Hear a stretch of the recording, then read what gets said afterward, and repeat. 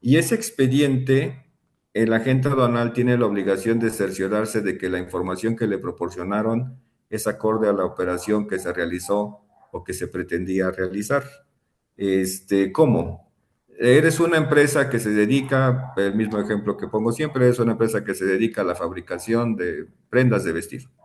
Y de repente le dices a tu agente aduanal que quieres importar 250 cajas de vino tinto en botellas de 750 mililitros. Entonces el agente aduanal dice, esto ya no es común para ti. Tú eres textilero, tienes hasta tu PROSEC sector 20, tienes tu IMEX y de repente quieres traer 250 cajas de vino tinto de mesa en presentación de 750 mililitros. El agente aduanal debe cumplir con la obligación del 162 fracción séptima y decir, ¿para qué?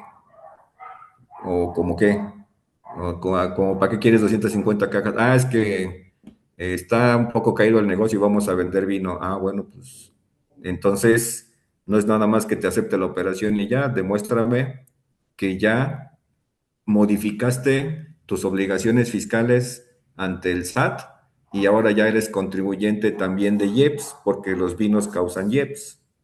Entonces, demuéstrame que ampliaste tus obligaciones, pero además demuéstrame que tienes la infraestructura para dedicarte a la comercialización de bebidas alcohólicas.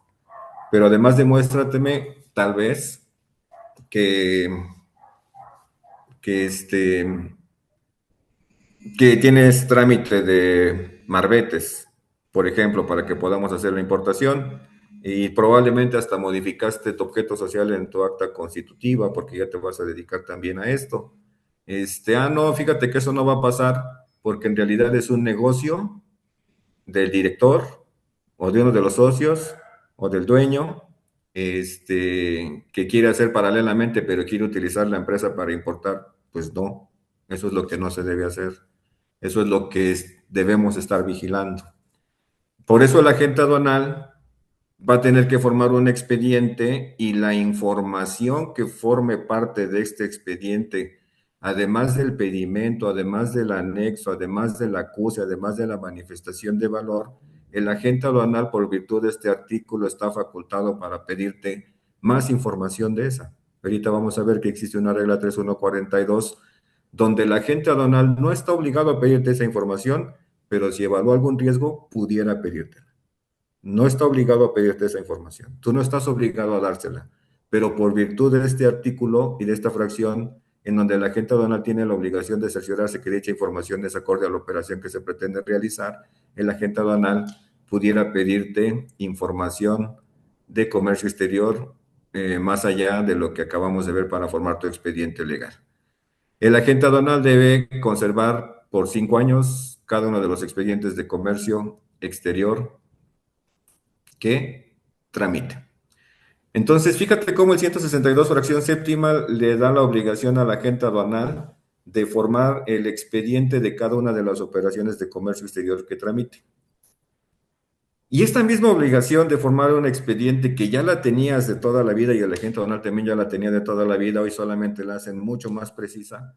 Esta obligación también la tiene el contribuyente. Tú como contribuyente tienes que cumplir con lo que dice el artículo 59, fracción quinta, en relación con la regla de comercio exterior 3142, en donde el artículo 59, que son las obligaciones de los que introduzcan o extraigan mercancías del territorio nacional, en su fracción quinta, que ya existía pero que fue modificada, dice lo siguiente.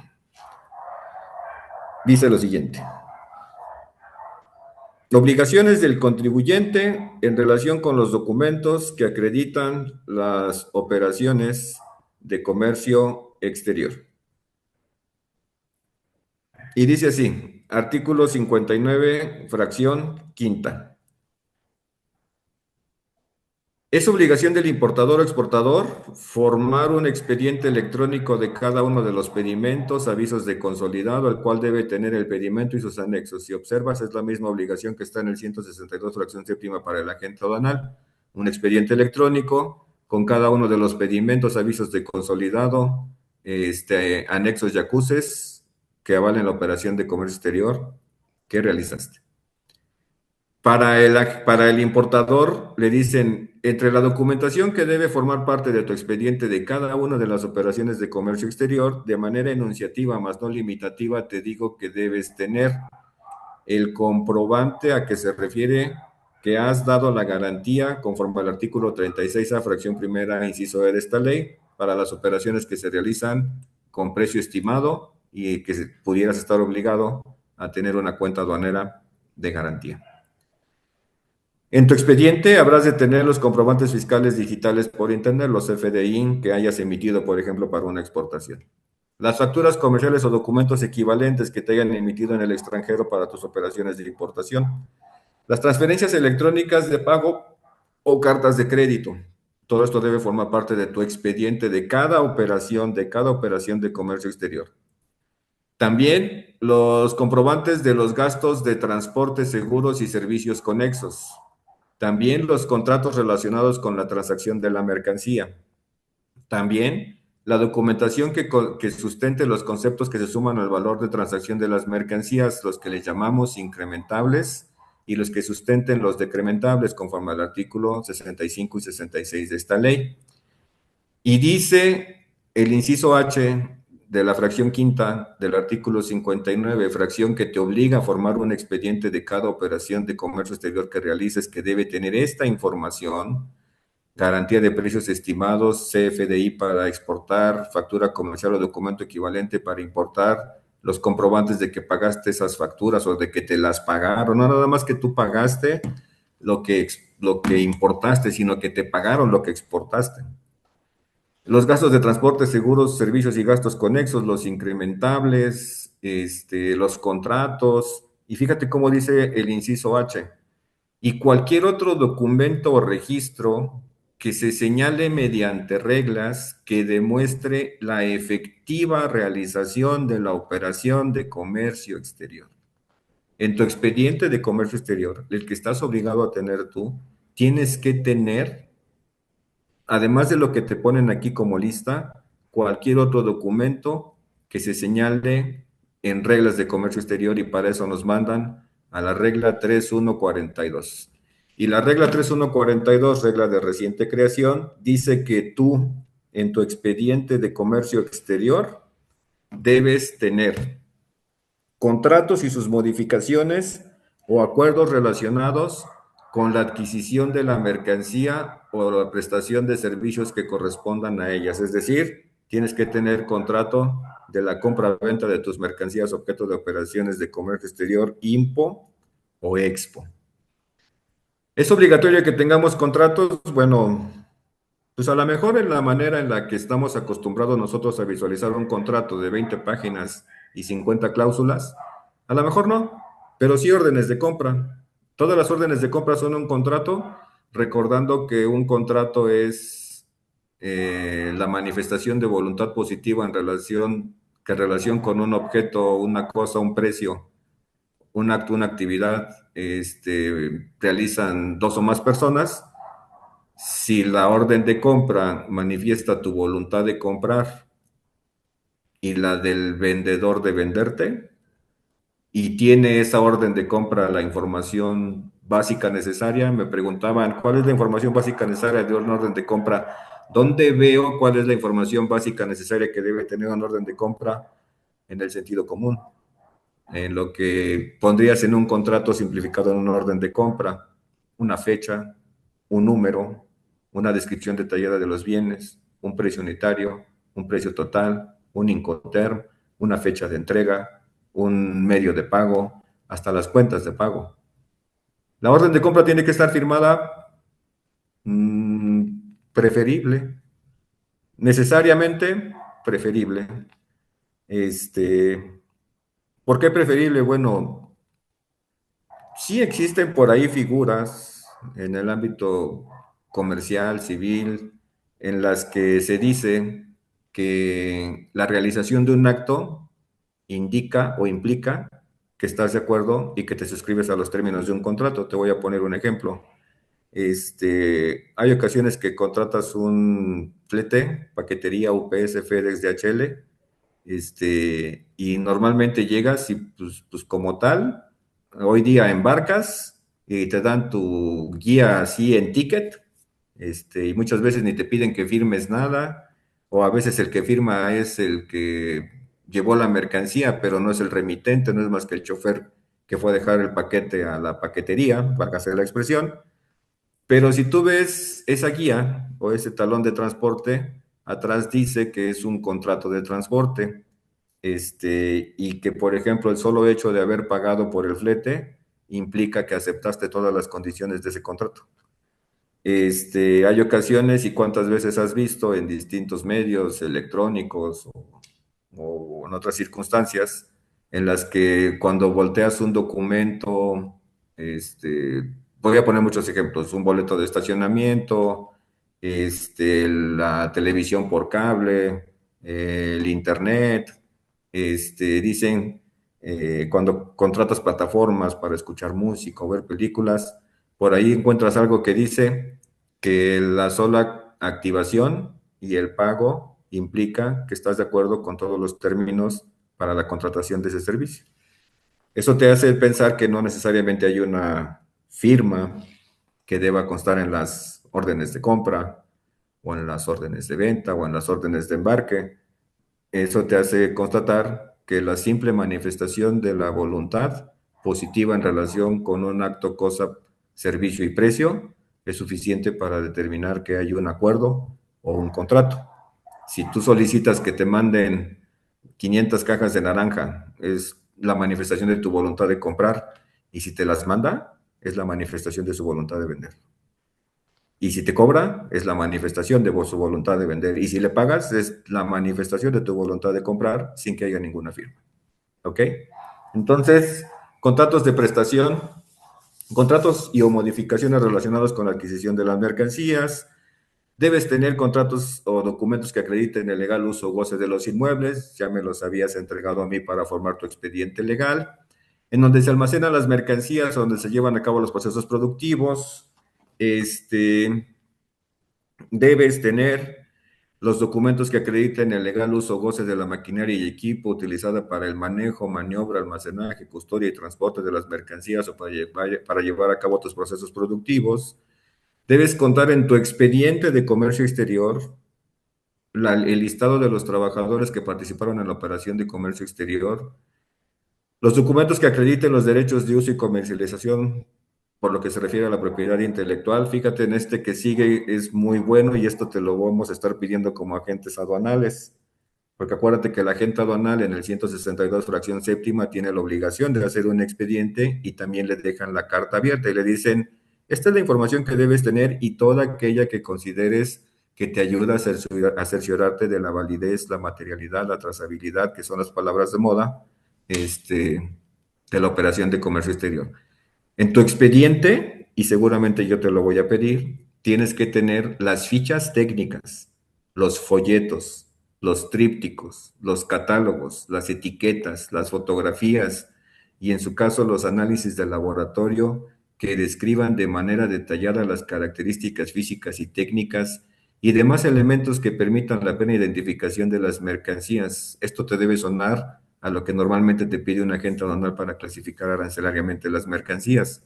Hoy día la regla te dice, sí, sí está bien que me presentes la factura de compra, la factura de venta, la guía aérea, el certificado de origen, la lista de empaque, el permiso, el aviso, preséntame todo eso, pero además hazme como parte del expediente constar esas fichas técnicas, esos folletos, esos trípticos, esos catálogos y toda aquella información que dice la autoridad, asumo, utilizaste y le diste a tu agente aduanal para que éste determinara la clasificación arancelaria de las mercancías. Esta es obligación tuya, pero de manera paralela, yo conforme al 162 fracción séptima, pues te la voy a pedir. Te voy a decir, es como que tú tienes toda esa información para tu expediente de comercio exterior y yo no la tengo, si el que clasifica soy yo. Entonces me la tienes que dar, y yo recomiendo que lo que tú tengas en tu expediente del pedimento de importación 1000 que te hizo la agente aduanal 3452 sea lo mismo que tiene el expediente que tiene la agente aduanal 3452 del pedimento 1000 que tramitó a tu nombre. También tienes que tener en tu expediente de comercio exterior las actualizaciones realizadas para el programa IMEX, También tienes que tener aquellos documentos con los que compruebes tú como contribuyente que te cercioraste que tus proveedores o tus clientes relacionados con la operación de comercio exterior no se encuentran listados como parte de las empresas factureras o mal portadas. Ojo, tus proveedores. La agencia aduanal es tu proveedora y aunque específicamente no está establecido en ningún acuerdo, en ninguna ley o en ninguna regla, yo te recomiendo que tú también identifiques a tu agente aduanal. ¿Cómo que lo identifiques? Pues sí, que tengas la certeza y la documentación de manera inversa para determinar que de verdad es un agente aduanal, para determinar que cuenta con la infraestructura para darte servicios de agente aduanal, para determinar que tiene el conocimiento para actuar con tal carácter y para determinar, y eso es obligación, está aquí en la 3142, que el que es tu proveedor de servicio no está listado en la lista negra de los contribuyentes mal portados que, por ejemplo, simulan operaciones de comercio exterior. Entonces, ¿me estás pidiendo que te pida información a ti como agente aduanal? Deberías identificarme. En lo mínimo, pedirme una declaración bajo protesta de decir verdad, donde yo te diga que no estoy relacionado con los de la lista negra. Pero si además me quieres pedir mi cédula fiscal, mi dictamen, mi opinión positiva de cumplimiento de obligaciones fiscales, y además quieres visitar mis instalaciones y tomar fotos, pues está bien. Y no es de ahora, tuvo que haber sido siempre. ¿Cuántos y cuántos importadores y exportadores le entregan su despacho aduanero a agentes aduanales que ni en foto han visto? ¿Y cómo sabes que ese era de los pocos agentes aduanales que se porta mal o bien? Entonces, pues las obligaciones están escritas y lo menos que tienes que hacer es cumplir con esas obligaciones, pero en la práctica de las obligaciones que te pone a ti la legislación aduanera, pues surgen otras, ¿no? Que a lo mejor no te has dado cuenta, pero las tendrías que llevar a cabo, ese tipo de obligaciones. Hasta este punto, no sé si alguien tenga alguna duda. Si tienen alguna duda, por supuesto, las pueden ir comentando, algún comentario, algo que nos quieran enriquecer, las pueden ir comentando en el chat.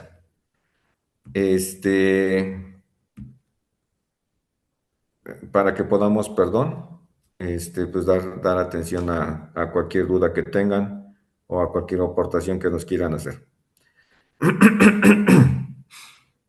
Bien, continuamos entonces. Entonces, este es el expediente que, junto con lo que dice la fracción quinta del artículo 59, tú tienes la obligación de formar.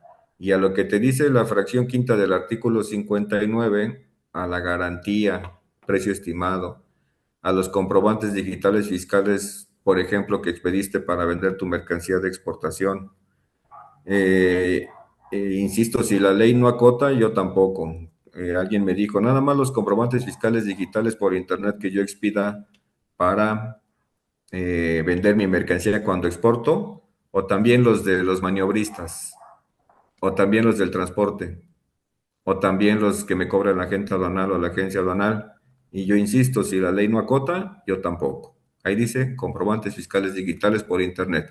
Y me parece que se refiere al comprobante que yo hago para exportar, pero pues está muy bien que en ese expediente de comercio exterior agregue los que me cobró la agente aduanal, los que me cobraron por almacenaje, los que me cobraron por transporte, los que me cobraron por demora, los que me cobraron por seguro, porque finalmente sustentan la operación de comercio exterior. Y además recuerda que ese tipo de comprobantes los tienes que tener en algo que se nos ha olvidado y que entra en vigor el 1 de abril de este año, que es la manifestación de valor electrónica. Si observas esta lista del artículo 59, fracción quinta, desde los incisos A hasta el G, lo que te dicen que pongas como parte de tu expediente de comercio exterior para cada operación de importación, exportación que realices, hablando de la importación específicamente, todo lo que te piden aquí en el 59, fracción quinta, es exactamente lo mismo que te pide el 81 del reglamento de la ley aduanera, por lo que tiene que ver a lo que tienes que anexar a la manifestación de valor electrónica a partir del 1 de abril del presente año. Nos habla de las facturas comerciales, el 81 del reglamento de la ley aduanera que data del 2015 no ha sido actualizado a decir CFDI o documento equivalente. Nos habla del conocimiento de embarque, lista de empaque, guía aérea, el que compruebe el origen de las mercancías, la garantía de precios estimados, en el que consta el pago por las mercancías, transferencia electrónica de pago carta de crédito, el relativo a los gastos de transporte, seguros y gastos conexos que correspondan a la operación de comercio exterior, los contratos relacionados con la transacción de las mercancías, los que soporten los incrementables y decrementables del 65 y 66 de la ley, y cualquier otra información que abone a sustentar la manifestación de valor. Este, que es el 81 del reglamento de la ley aduanera, si observas, tiene mucha de la información que te pide el 59 fracción quinta. Alguien me preguntó, entonces, ¿tengo que tener los dos expedientes? Tengo que tener un expediente de mi operación de comercio exterior con todo lo que dice la quinta del 59 y otro expediente de la manifestación de valor electrónica. Y yo le decía, no, no tienes que tener los dos. Tienes que tener toda la información que te marcan los dos lineamientos, pero resulta que si a tu expediente del 59 fracción quinta le agregas la manifestación de valor y todos sus anexos, prácticamente está cubierto todo lo que dice desde los incisos A hasta el G, y solamente tendrías que agregar lo que dice el inciso H por lo que respecta a la regla 3142, donde te piden listas de trabajadores, contratos, los órdenes de compra, la comprobación de la legal propiedad del inmueble, de las mercancías, del activo fijo, de lo que utilizaste para la clasificación arancelaria, de tus programas IMEX, PROSEC, de tus reglas octavas, permisos, avisos. Ya nada más le agregas lo de la 3142 y está completo tu expediente de comercio exterior. ¿Tienes mucho más trabajo que hacer? Sí. Si estás en una empresa en la que solo tú te dedicas a todo el comercio exterior, ¿vas a lograrlo? Va a ser difícil. ¿Lo vas a lograr tú solo? No, no lo vas a lograr tú solo. Tienes que permear toda esta información hacia las áreas que correspondan: contabilidad, fiscal, dirección, representante legal, jurídico, materiales, compras, ventas, para decirles que la información que debes tener en tus expedientes de comercio exterior, y que en la medida de lo que a cada quien le competa debe estarte proporcionando y actualizando.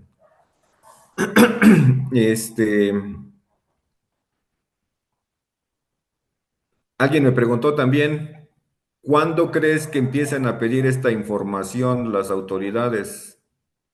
Pues yo creo que mañana no, pero si estás pensando que la autoridad te la va a empezar a pedir en medio año o en un año y que hasta entonces te vas a preocupar por armar estos expedientes, yo no te lo recomiendo.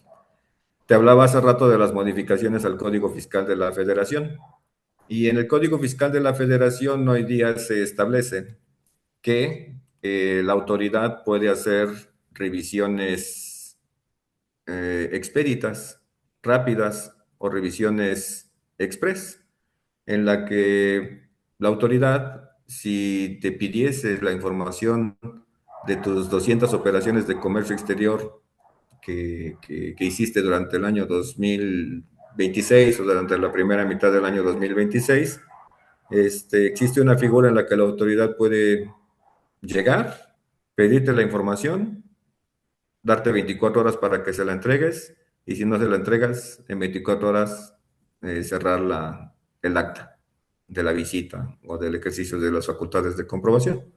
Tampoco es como que te vayan a dar mucho tiempo para que la entregues. Si hoy día, bueno, en años pasados, no hoy día, si en años pasados yo llegué a ver auditorías en las que le decían a las empresas, y tienes 20 días hábiles para entregarme todas las expedientes electrónicos de las operaciones de comercio exterior que hiciste durante el ejercicio fiscal 2019. Y en 20 días hábiles, como no tenían nada ordenado, nada organizado, ni 20 días hábiles les eran suficientes para conseguir esa información. Estás hablando de un mes en naturales. Ni un mes naturales era suficiente. ¿Y sabes por qué no les era suficiente? Pues porque no tenían un control, no sabían dónde estaban, no sabían dónde estaban las órdenes de compra, no sabían dónde estaban los contratos, no sabían dónde estaban las listas de pago de salarios, de cuotas obrero patronales, no sabía dónde estaba nada. Entonces, por más que le buscaron y le buscaron, nunca pudieron complementar la información.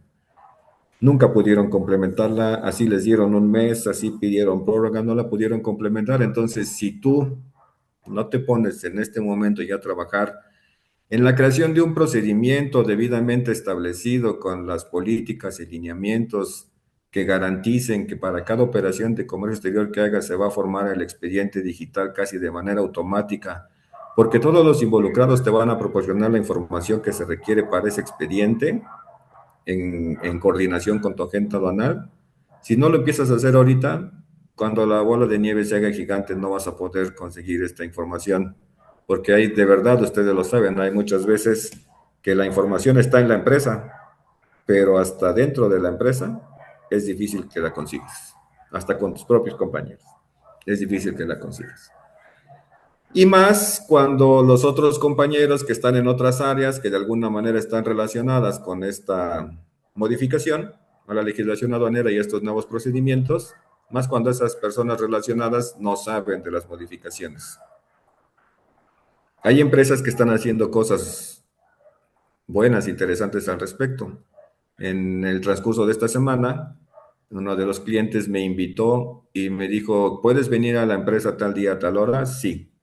Le pregunté, a tus órdenes, nada más dime de qué se trata. Tienes que hablar con las personas involucradas en la empresa para que les convenzas de todo lo que tenemos que hacer relacionado con las importaciones y exportaciones. Sí, como no, ahí te caigo. Cuando yo llegué, yo pensé que iba a tener una reunión con 2 gerentes, 3 gerentes, pero mi sorpresa fue de que los de comercio exterior de esa empresa juntaron, eran como 25 personas, más o menos. Estaban en una sala de capacitación, como si yo les fuera a dar un curso, y llego y le pregunto a mi contacto, le digo, oye, ¿es curso? Digo, no tengo problema, nada más pensaba que iba a reunirme con otras personas. No, no es curso, lo único que quiero es que les expliques y les hagas saber por qué la 1414, el expediente de nosotros para ti, y por qué la 3142, el expediente que tenemos que tener de las operaciones de comercio exterior, y por qué lo que le tengo que entregar a las personas con las que hago virtuales de Impodexpo. Eso es todo. Y en 1 hora 40 minutos aproximadamente se les explicó y quedaron muchos de ellos plenamente convencidos, otros además de convencidos enojados, otros además de convencidos frustrados, y me pude dar cuenta que cuando el área de comercio exterior de esta empresa le estaba pidiendo a sus compañeros de otras áreas la información, los estaban tirando hasta de a locos, y ya había hasta cierto tipo de fricciones, porque el de comercio exterior le fue a decir al director que tal persona no le quería dar tal información, y el director preguntó, ¿para qué la quieres? Y cuando el director se lo comprobaron, dijo, dénsela. Y aquel al que se la pidieron dijo, es que nada más me haces trabajar de más. Si yo la tengo, ¿para qué te la tengo que entregar a ti? Cuando la ocupes, me la pides. Sí, nada más que ni tú ni yo somos eternos en la empresa.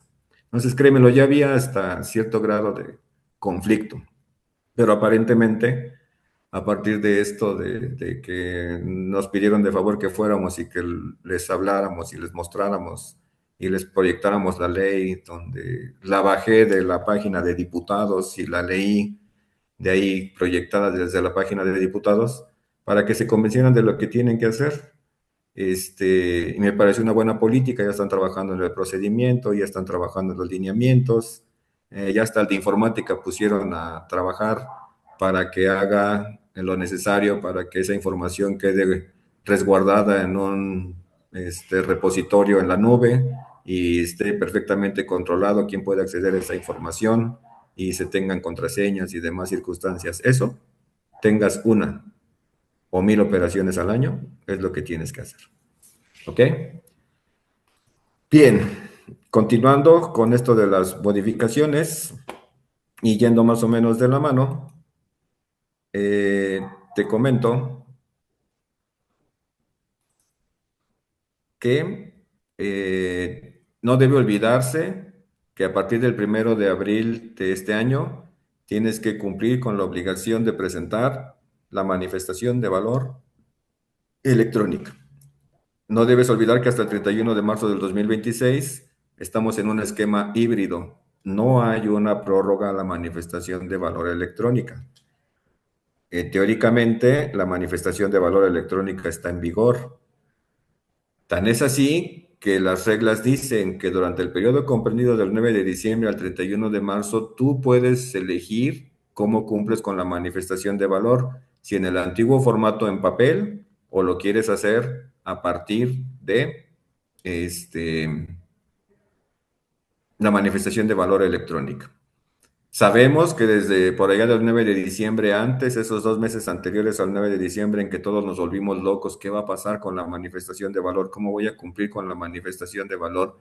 Si estabas enojado por toda la información que tenías que anexarle a la manifestación de valor, no quiero saber cómo estás ahorita, cuando ya te hemos dicho toda la demás información que vas a tener que conservar y consolidar tú y entregar a la gente aduanal. Además de otra que te voy a enseñar ahorita, le tienes que entregar a las empresas con las que hagas operaciones virtuales. Entonces, no se te olvide, manifestación de valor electrónica, 1 de abril. La manifestación de valor electrónica no está prorrogada, solamente hay un periodo de convivencia híbrido. Evidentemente, sería conveniente que si tú vas a hacer las manifestaciones de valor, las sigas practicando en el BUSEM. Yo te recomiendo que aunque tu operación de comercio exterior ya se haya despachado, entres a BUSEM a hacer tu manifestación de valor. Por fortuna, todos aquellos fantasmas que teníamos hace meses, en el que, ¿cómo crees que si me equivoco en un dato en la manifestación de valor, así sea una coma, me van a multar? Aunque no esté en facultades de comprobación, aunque no me haya tocado reconocimiento aduanero. Bueno, ya arreglaron eso. Y hoy la regla dice, si mandaste la manifestación de valor con información incorrecta o incompleta, puedes simplemente hacer una nueva transmisión, no una retransmisión. En la manifestación de valor hasta el día de hoy no está contemplada una especie de adenda. Tú sabes que hay COBES, que los COBES los transmites y que cuando le quieres cambiar un dato al COBE puedes hacer una retransmisión o una adenda, es decir, una corrección de lo que ya transmitiste.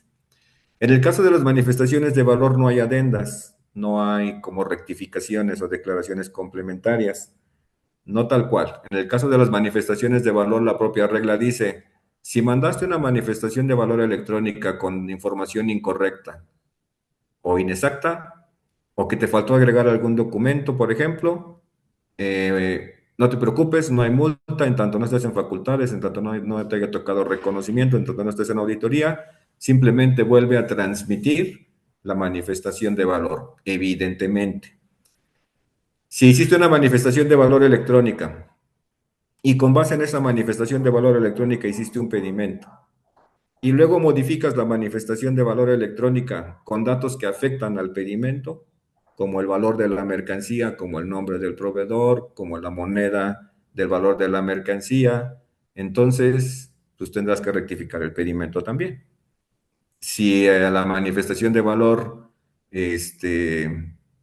la vuelves a hacer para anexar el comprobante de pago de las mercancías o el comprobante de pago del flete o el comprobante de pago de los seguros, pues eso en tanto no cambia el monto, no afecta el pedimento, solamente retransmites la manifestación de valor y ya. Y es importante que te estés practicando, fijando en lo que va surgiendo en el día a día de la manifestación de valor, porque no es un tema muerto. La manifestación de valor no es un tema que haya quedado cerrado. Todos los días se están haciendo adecuaciones, adaptaciones a al portal, a la interfase de BUSEM.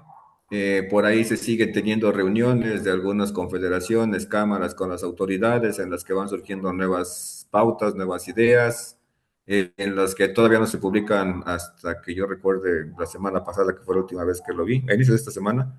No se han publicado las preguntas frecuentes, pero sí por ahí ya se empiezan a manifestar las autoridades en lo que más o menos va a venir de manera definitiva en los nuevos criterios o circulares.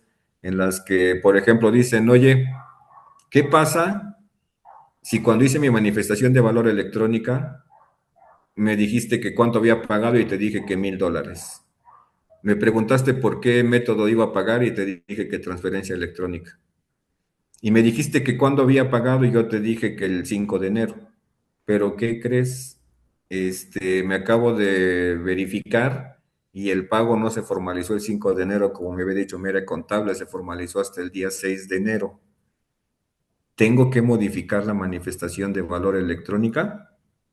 O bien, yo puse en mi manifestación de valor electrónica que mi crédito era 30 días posteriores a la recepción de mi mercancía. Como yo calculé que iba a recibir la mercancía el 2 de enero, entonces te puse que iba a pagar el 1 de febrero, pero el 1 de febrero fue domingo, estoy inventando, y nadie trabajó y entonces no pagamos, sino pagamos hasta el día 2, pero como el día 2 fue inhábil, entonces nos fuimos al 3. Yo te había puesto en la manifestación de valor que iba a ser el 1 de febrero, pero no fue el primero, fue el 3. ¿Tengo que retransmitir? Los criterios que están hasta ahorita es que dicen no, no, no, no. Retransmites si cambia el valor. Retransmites si cambia la forma de pago. Pero si solo es la fecha, déjalo así.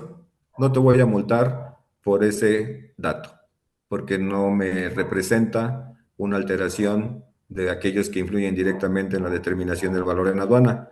Esto que te estoy diciendo es un comentario que hizo la autoridad y que hizo de nuestro conocimiento una confederación. Y se supone que así van a venir las preguntas frecuentes, o la modificación a la regla, o el manual de la manifestación de valor electrónica en MUSEM. Lo que quiero transmitirte es que no debes dejar hasta el último, como siempre lo hacemos, que debes prepararte, que ya debes estar viendo si lo vas a hacer tú, si alguien más te va a apoyar, si el agente aduanal, que ya debes estar trabajando en la consecución y de los documentos que te van a estar pidiendo. Hemos estado pidiendo documentos a importadores, perdón, para practicar en la manifestación de valor y se están encontrando con que no es tan fácil que los consigan aún dentro de su empresa.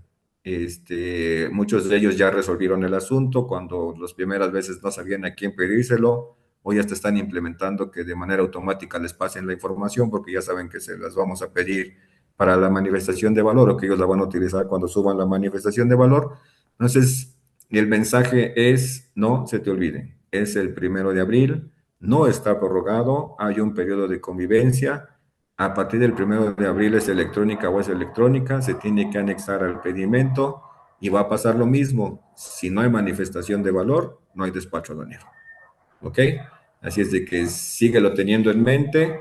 No se te olvide que el 81 del reglamento, que próximamente se supone va a ser modificado, todo el reglamento, no nada más el tema de la manifestación de valor, te da la lista de los documentos que debes anexar a la manifestación de valor y muchos de estos documentos, todos, los vas a tener que poner en tu expediente electrónico de la operación de comercio exterior, además de lo que te marca la regla 3142.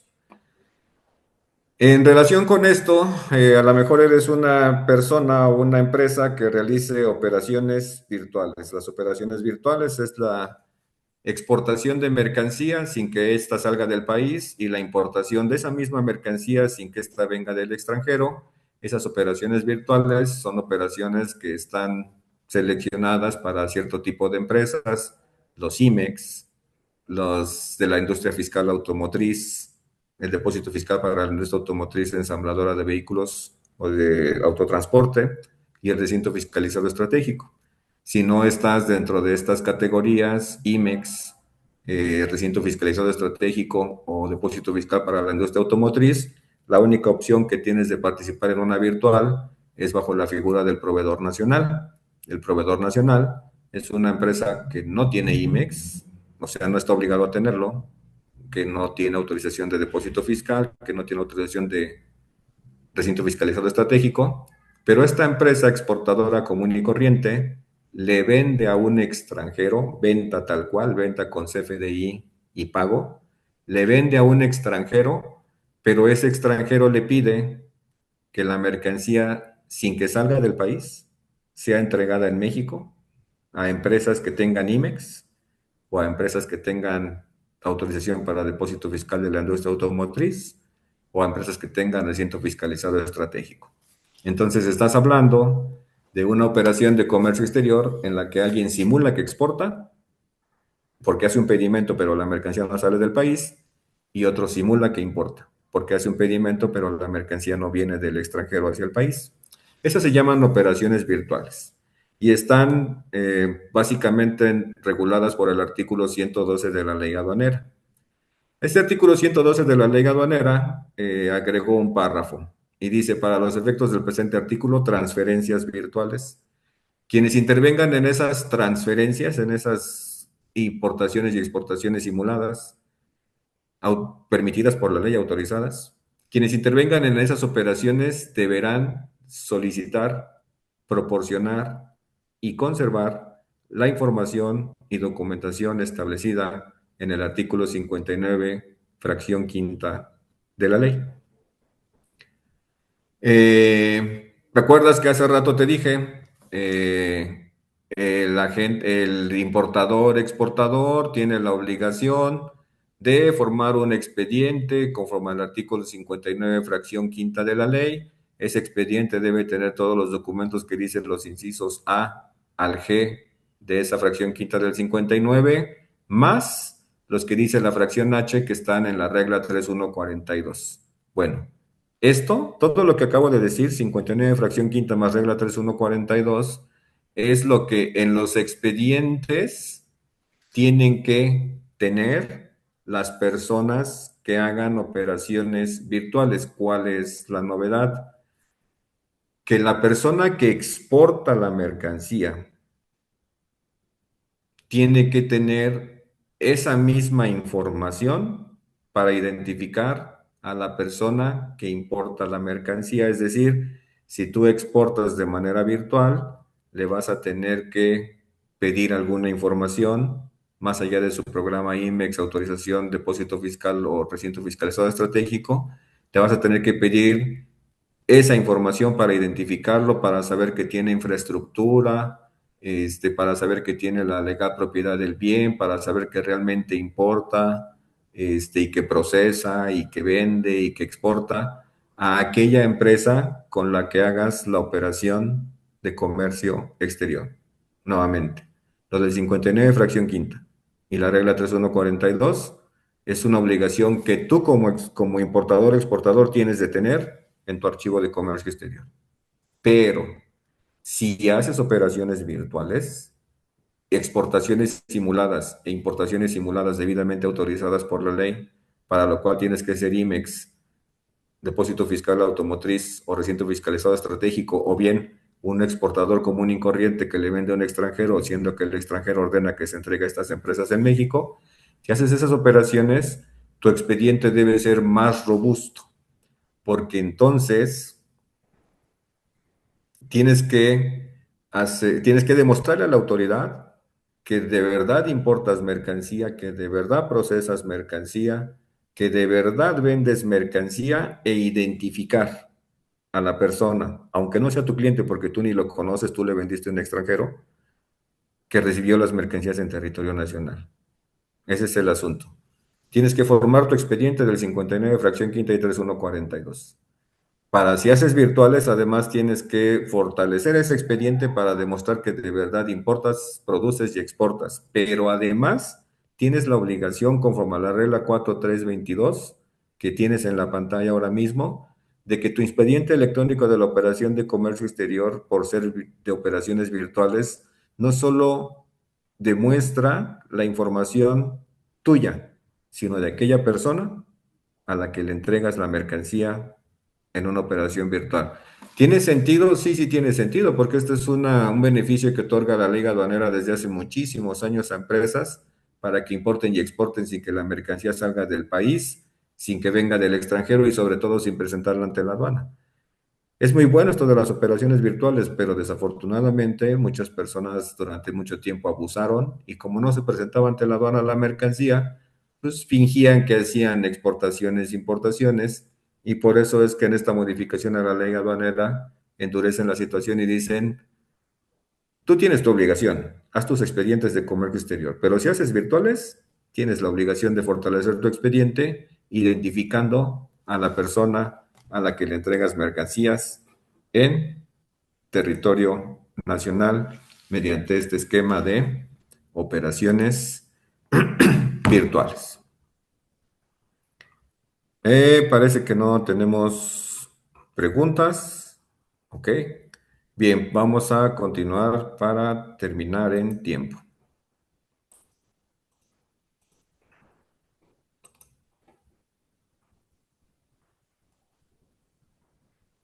Es importante saber que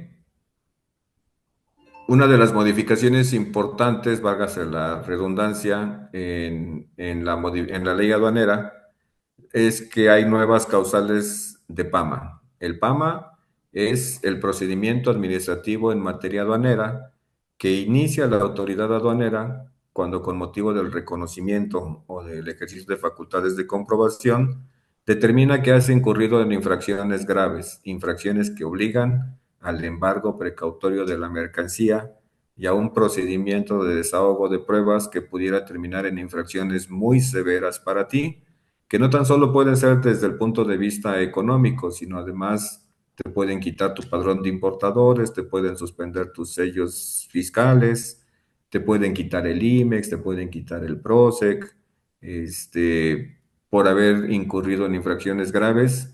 Y es importante señalar que en esta modificación a la ley aduanera, en el artículo 151 de la ley que habla de las causales de embargo precautorio o de inicio del procedimiento administrativo de materia aduanera, hay dos nuevas y son estas. La primera dice que te van a iniciar un procedimiento administrativo y por supuesto el embargo precautorio de la mercancía cuando se trate de mercancías que hayan sido importadas temporalmente y estas mercancías no se dirijan a los domicilios registrados o en su caso a los domicilios declarados en los pedimentos, o bien en dichos domicilios no se localizan esas mercancías.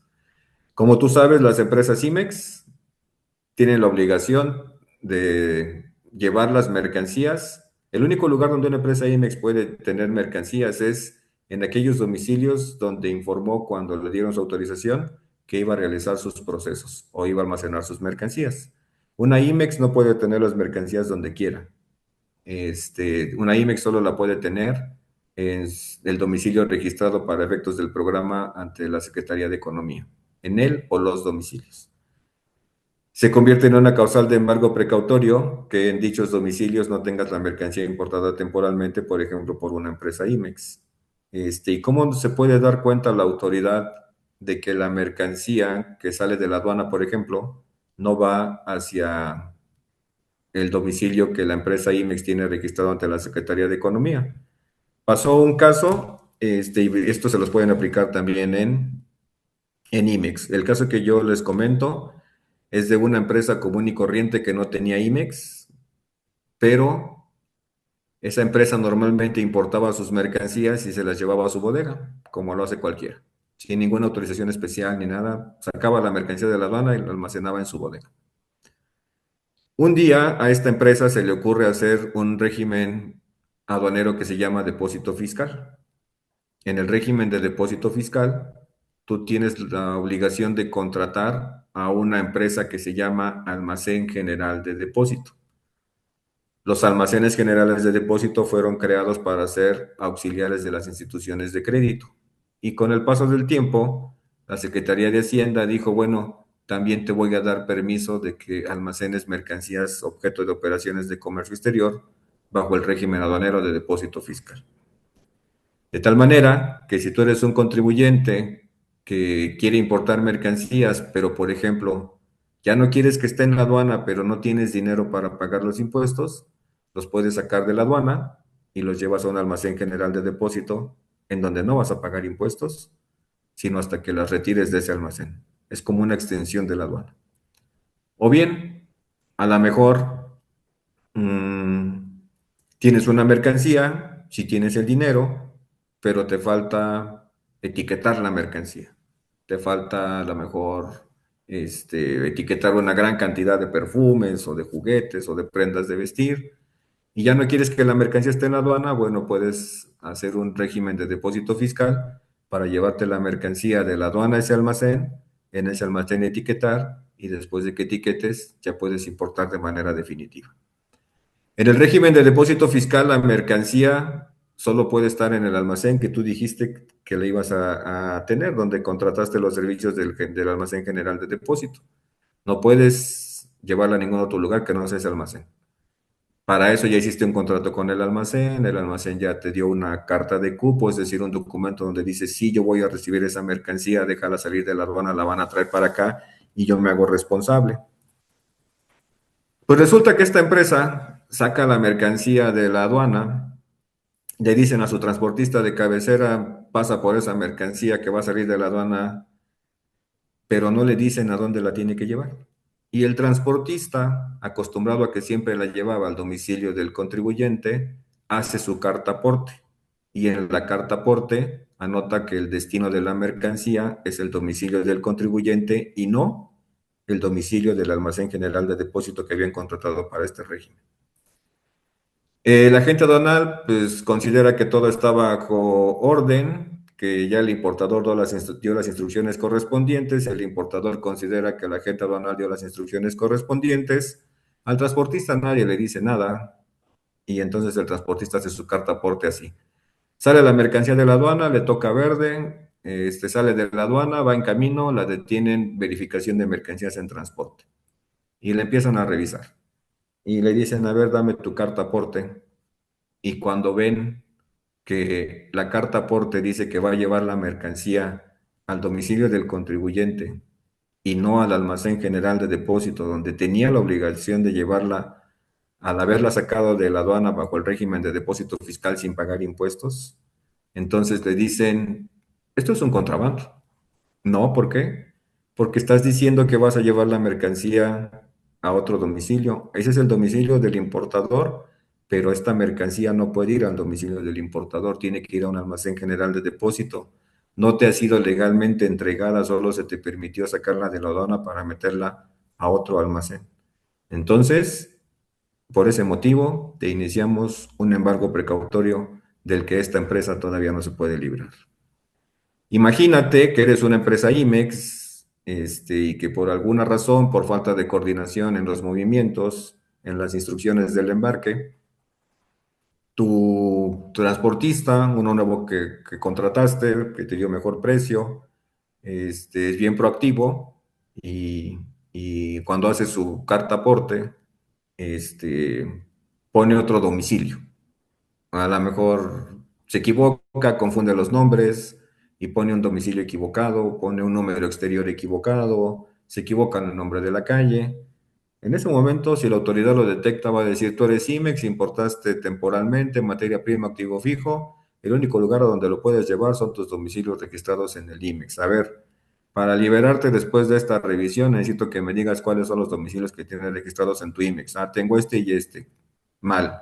Tu carta aporte no tiene ninguno de esos dos.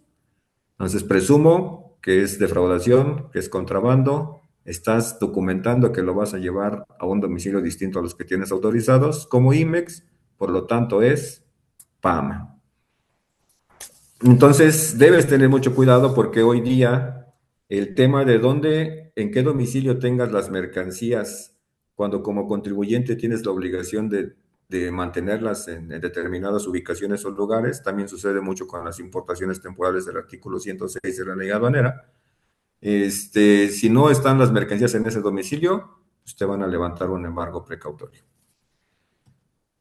También, esta es muy importante, esta les sirve a todos, o a la mayoría. Hoy día es motivo de inicio de procedimiento administrativo en materia aduanera y por lo tanto de embargo precautorio que cuando hagas importaciones definitivas no cumplas con el etiquetado de información comercial a que se refieren algunas normas oficiales mexicanas, por ejemplo, la norma oficial mexicana 050, general de productos, la 004 para textiles, la 020 para artículos de piel y que simulen ser de piel, la 051 para alimentos, la de cosméticos, la de pinturas y barnices, la de la vainilla, la 024 para artículos eléctricos electrónicos. Como tú sabrás, hay muchas mercancías que están sujetas al cumplimiento del etiquetado de información comercial, los vinos, por ejemplo, cuando se importan de manera definitiva. Hasta el 31 de diciembre del 2025, el que te equivocaras en un etiquetado, el que pusieras una etiqueta y algún dato estuviera incorrecto, el que omitieras el cumplimiento de una norma oficial mexicana de etiquetado hasta el 31 de diciembre del 25, solo era una retención de mercancías. Te decía la aduana, no te voy a embargar, no te voy a iniciar un procedimiento, solamente te las voy a retener. Te doy 30 días para que las etiquetes y te las lleves. Por supuesto, te voy a cobrar una multa y esa multa hasta diciembre del 2025 era el 2% del valor comercial de la mercancía. A partir del 1 de enero del 2026, el que no cumplas con una norma oficial mexicana de información comercial con una etiqueta se convierte en un motivo de embargo. Ya no es nada más retención, ahora es embargo e inicio del procedimiento administrativo en materia aduanera. Y lo más grave es que además de ser embargo, la multa pasa del 2% al 250%.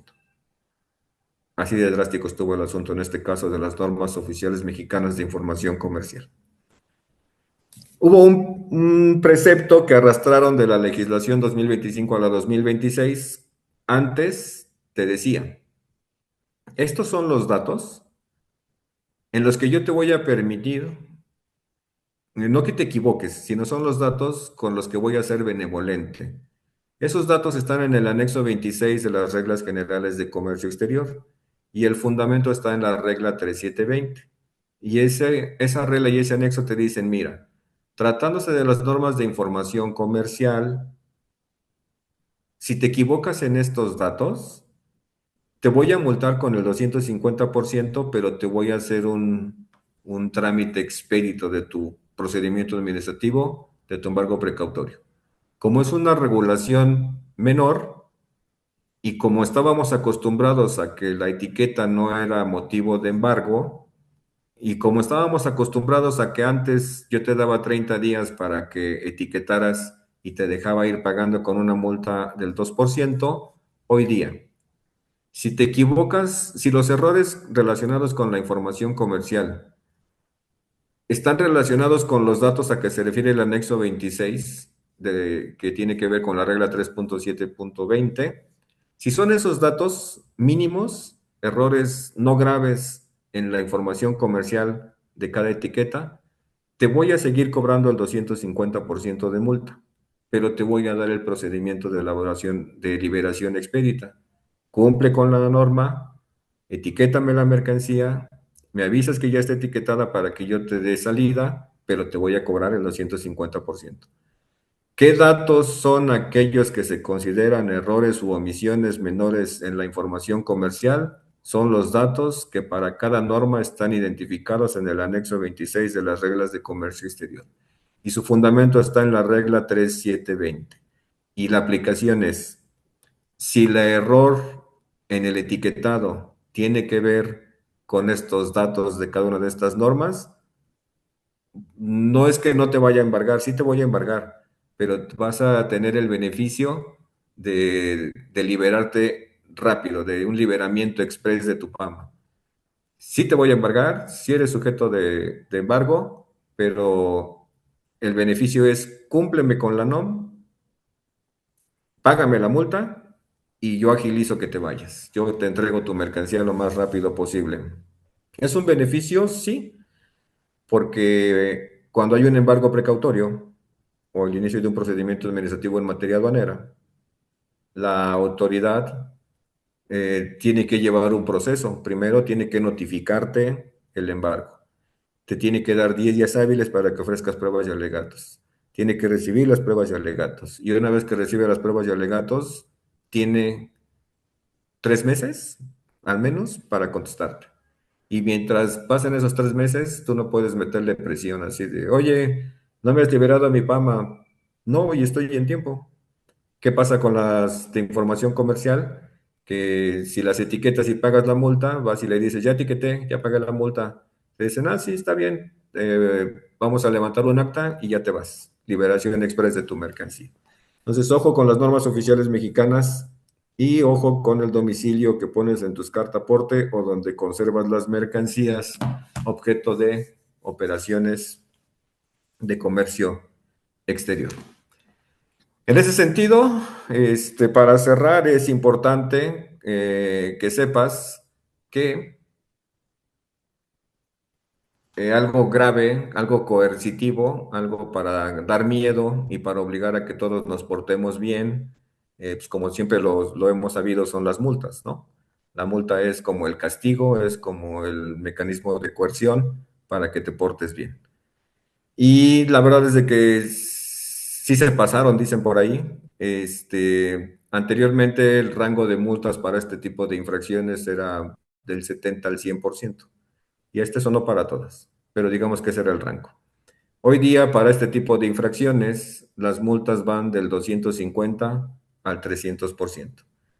De tal manera que, por ejemplo, si tu multa tiene que ver o tu infracción tiene que ver con una mercancía que vale 100,000 pesos, tu multa es de 250,000. Y si tu mercancía vale 1,000,000, valor comercial, entonces tu multa al ser el 250% son 2,5 millones, ¿no? Entonces está muy grosero el asunto. Eh, si creemos que la gente ahora no se va a portar bien con estas multas, y además de estas multas, que también lo tiene la aduana muy vigilado, así como a ti te dijo la autoridad, no puedes tener relación alguna con los factureros, con los de la lista negra, lo mismo le dijeron a la gente aduanal. Si sabemos que estás relacionado como socio, vinculado con alguna persona o empresa que está en la lista negra, te voy a quitar tu patente. Entonces, además de aquellas sanciones, la monetaria, el 250 al 300%, de entrada va a ser responsable el agente aduanal, de entrada, pero vuelvo e insisto y te pido que no se te olvide, el agente aduanal es responsable, pero no culpable. Y la responsabilidad, pues la va a asumir en un inicio, pero créeme que si todo deriva de información que no se le haya proporcionado de la mejor manera, pues en instancias superiores, pero va a poder comprobar que con la responsabilidad la tiene, pero la culpabilidad no. Entonces es importante que no perdamos de vista esta situación. ¿Qué infracciones se tipifican, por ejemplo, con multa del 250 al 300% del valor comercial de la mercancía? Operaciones que involucren mercancía cuya importación y exportación esté prohibida, como algunos productos de nicotina, por ejemplo. Mercancías importadas por una IMEX que no sean retornadas o no se encuentren en el domicilio autorizado. Ya vimos que no se encuentran en el domicilio va a ser PAMA, pero una cosa es que te la embarguen y otra cosa es la multa, 250 al 300%. Mercancías que no comprueben el cumplimiento de las regulaciones y restricciones no arancelarias, cuotas compensatorias, como ya lo hablamos, incluyendo las normas de información comercial, tienen una multa del 250%. Cuando se extraigan o se pretendan extraer de las mercancías de los recintos fiscales, que son los almacenes que están dentro de que son la aduana misma, los recintos fiscales son la misma aduana. Cuando se extraigan o se pretendan extraer de los recintos fiscales o aduanas mercancías sin que hayan sido debidamente entregadas por este recinto o por la autoridad. Es decir, cuando imagínate que por equivocación tomas una mercancía, vas al almacén donde están almacenadas las mercancías, válgase la expresión, te cargan tu mercancía y se equivocan y te echan un bulto que no es tuyo. Así como que tu carga era de 10 bultos, pero el que te estaba cargando se equivocó y te subió uno que estaba ahí en el andén que no se dio cuenta y ya llevas 11 bultos. Entonces, pues esa mercancía no te fue legalmente entregada. A lo mejor ni es tuya, pero va en el vehículo de transporte con el que vas a activar el mecanismo de selección automatizado. Entonces, ese sería un caso, por ejemplo, en el que te activarían la multa del 250 al 300%. Si te toca reconocimiento aduanero y no se puede llevar a cabo el reconocimiento porque las mercancías no están en el lugar donde se practica el reconocimiento aduanero, por ejemplo, cuando modulas un pedimento por otro, modulas un pedimento que ampara la caja 45 y lo que engancharon fue la caja 120, pues ahí puedes estar en este supuesto en el que, oye, te tocó reconocimiento a esta mercancía, pero la caja que dice aquí, el transporte que dice aquí ni está. Ah, es que nos equivocamos, enganchamos otro, pues, sorry, de entrada, multa de los 150 al 300% más lo que proceda. O, por ejemplo, cuando el nombre, denominación o razón social del domicilio o domicilio del proveedor en el extranjero o domicilio fiscal del importador señalados sean falsos o inexistentes. ¿Cuántas y cuántas veces hemos hablado de que tú como importador, este, no te preocupas por verificar algunas informaciones? A ti te mandan la factura a tus proveedores de la compra que les hiciste para tu importación y tú ni te preocupas por saber si el domicilio que viene en la factura es el domicilio fiscal de ese proveedor en el extranjero. No le pides un documento que compruebe que está registrado ante la autoridad hacendaria de aquel país como que ese sea su domicilio fiscal. Cierto estoy que si se lo pides a un europeo te va a decir que qué arcaico proceder de tu aduana. Aquí todo está basado en la confianza, pero debe tener algún documento donde se compruebe que ese es su domicilio fiscal. Y luego tú le mandas la factura a la agente aduanal y el agente aduanal simplemente dice que en el pedimento tiene que poner el domicilio y va a la factura y el que encuentre.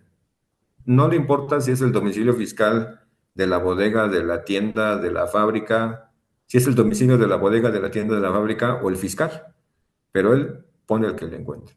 Y luego todavía hacen una carta 318 donde claramente ponen domicilio fiscal del proveedor, tal, y así lo ponen en el pedimento, sin haberlo verificado. ¿Quién tendría la obligación de verificar que ese es el domicilio? ¿El agente aduanal o el importador? El importador, porque él es quien finalmente le va a poner esos datos en los documentos que le entrega el agente aduanal para el despacho y los que va a tener en su expediente de comercio exterior.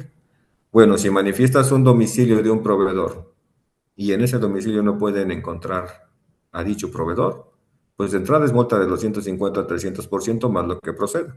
Hay muchas sanciones, no tan solo para el contribuyente, sino también para el agente aduanal. He tenido casos, bueno, he conocido casos de agente aduanal que pusieron el domicilio de un proveedor, no sé si chino o taiwanés, en un pedimento. Por alguna razón la autoridad lo investigó y la autoridad dijo, yo fui y no lo encontré. Y aparentemente, según la indagación del agente aduanal que hizo después de los hechos con el importador, resultó que efectivamente, que en ese domicilio no estaba tal persona, tal situación, y el agente aduanal fue suspendido y además corrieron las multas, en aquel tiempo todavía eran del 70 al 100. Hoy día son del 250 al 300%. Algo que hacemos todos de manera constante en todas nuestras importaciones son los COBES, los comprobantes de valor electrónico o los comprobantes referentes al valor de comercialización. Y es algo grosero. Hoy día equivocarse en un COBE es una multa que va de los 53.500 a los 106.970. No voy a exagerar, me voy a quedar en el rango bajo, 53.500. 53.500 pesos por poner mal la cantidad, el precio unitario, el valor total, eh, o la descripción de la mercancía, o la marca, el modelo y la serie de la mercancía en un COBE, 53.500 pesos es mucho. Y si lograras tener por ahí un descuento que fuera hasta del 50%, porque es una mercancía de exportación, estás hablando de 27.000 pesos, 26.500, algo así. De todas maneras es demasiado. Las multas, pues se supone que su principal razón de ser es la coerción, es decir, te voy a asustar, te voy a espantar, te voy a poner el parámetro de multa muy alto para invitarte a que no hagas cosas malas, a que no te equivoques, a que tengas cuidado. Y parece ser que eso fue lo que pusieron en práctica las autoridades. De repente se fueron a un 250, 300%, que es exageradísimo, pero que nos debe invitar a no tener, a tener cuidado para no caer en este tipo de infracciones. ¿Ok? Bueno, vamos a ver por aquí.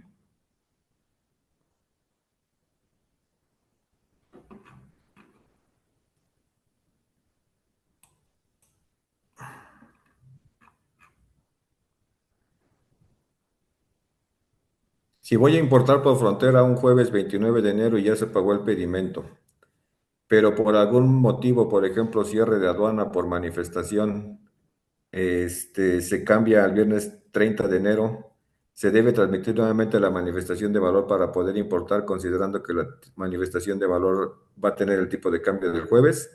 Esa es una excelente pregunta. Dentro de las reuniones que ha tenido la autoridad con algunas cámaras, le preguntaron a la autoridad, oye, ¿y qué tipo de cambio debo poner en la manifestación de valor?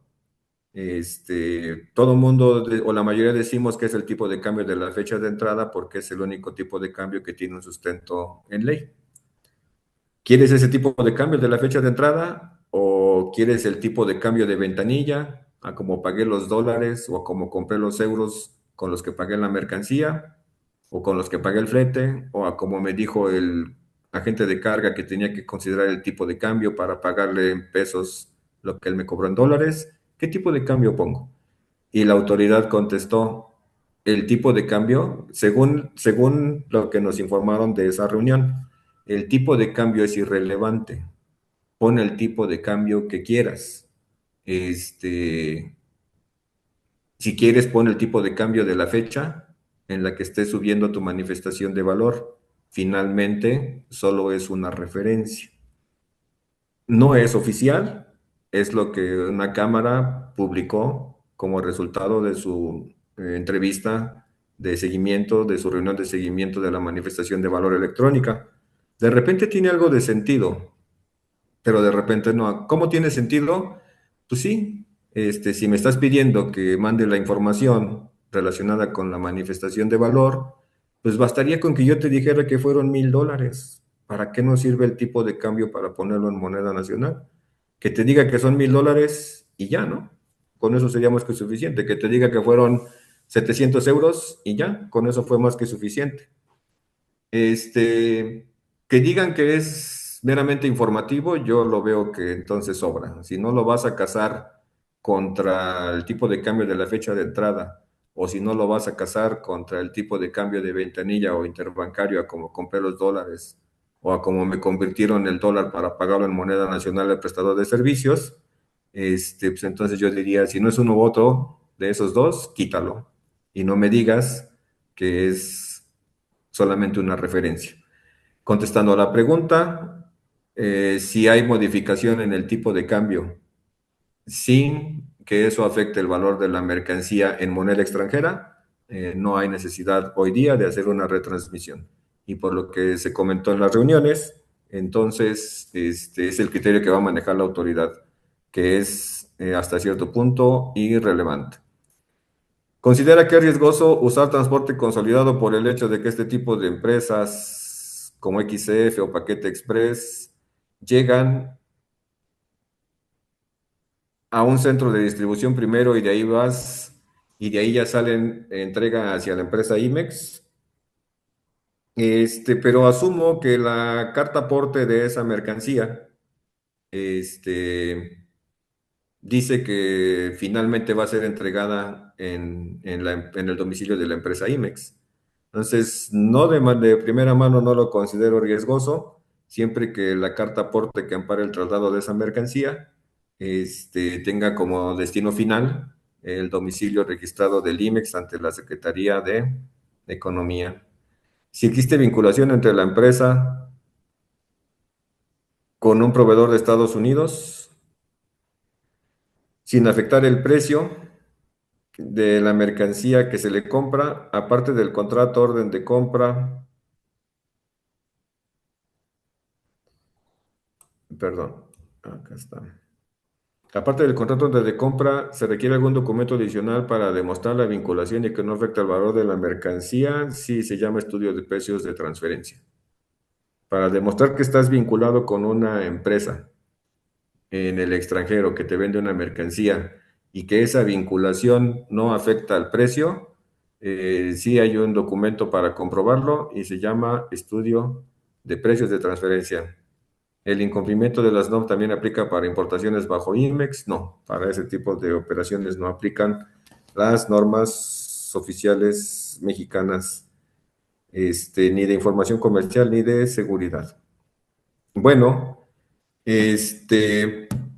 donde se hace un estudio de precios de transferencia, debes contratar a asesores fiscalistas que se dedican a hacer este tipo de estudios y muchos de ellos pues, son hasta peritos. Un despacho de consultoría fiscal, seguramente te puede hacer un estudio de precios de transferencia. ¿Ok? Eh, Debe de generar carta aporte si se entrega en vehículo del proveedor a una empresa IMEX a menos de 30 kilómetros. No, estás, si mal no recuerdo, dentro del rango que te permite no generar una carta aporte. Alguien me dijo, y si la hago para mayor seguridad, sé que no estoy obligado por el rango de circunscripción de la bodega en relación al punto de partida. Sé que no estoy obligado, y si lo hago para seguridad, yo le dije, me parece más que perfecto.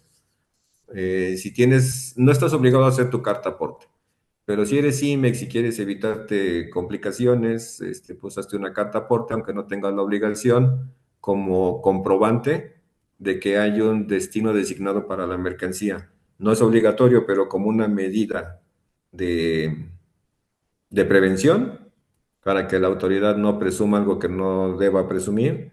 Así, de esta es una empresa, es una mercancía IMEX, ¿hacia dónde la llevas? Hacia la bodega del contribuyente. ¿Y cómo me puedes demostrar eso? Ah, mira, no tengo la obligación, pero aquí tengo la carta aporte. ¿Cómo valido la no obligación? De que por esa En las reglas fiscales, ya entendí, de que por esa distancia no tienes la obligación de hacer una carta aporte. En la miscelánea fiscal, en donde está la obligación de emitir cartas aporte, ahí te dice exactamente el rango de kilómetros, el tipo de traslado doméstico por el que no se necesita manejar carta aporte. En la miscelánea fiscal, en las reglas relacionadas a la obligación de los contribuyentes transportistas de emitir cartas porte por la mercancía que moviliza. Miscelánea fiscal, apartado carta porte. Ok, entonces pues hemos cumplido en tiempo. Si no tienen alguno de ustedes ninguna otra duda, no me resta más que agradecer a GTS la invitación, pero sobre todo agradecerles a ustedes por el tiempo que nos han regalado para esta plática informativa, que más allá de un curso de capacitación, es verdaderamente una plática que tiene como objetivo informarles sobre estos cambios, sobre estas modificaciones, para que estés enterado por qué tu agente aduanal te va a estar pide y pide documentación, para que veas que no es capricho del mismo, sino ahora, si antes lo hacía para identificarte, hoy está obligado a hacerlo legalmente y ¿qué crees? Está obligado a mantener tu expediente debidamente actualizado. Y te aconsejo que no caigas en el supuesto de luego lo hago. Ni permitas que la agente aduanal no te identifique, porque el incumplimiento de su obligación podría meterte en un problema a ti. Ni permitas que la agente aduanal no te identifique y no dejes para cuando te caiga la auditoría la formación de tus expedientes de comercio exterior. Recuerda que las auditorías son express o pueden aplicarte la express y no te van a dar tiempo de conseguir la información. E insisto, hay empresas que les dan los 20 días y piden hasta plazo extra y no consiguen la información. Es imposible de repente pretender conseguir información de 500, 600 operaciones de un año, más allá de la cantidad, porque no tienes ningún control. Si no tienes control, ¿de dónde la vas a sacar? Si la información llegó y se quedó en la bandeja de correo de uno de tus ejecutivos que ya ni trabaja contigo y que además se enojó cuando se fue dolido y te borró los correos electrónicos, y no tenías respaldo, va a ser muy complicado.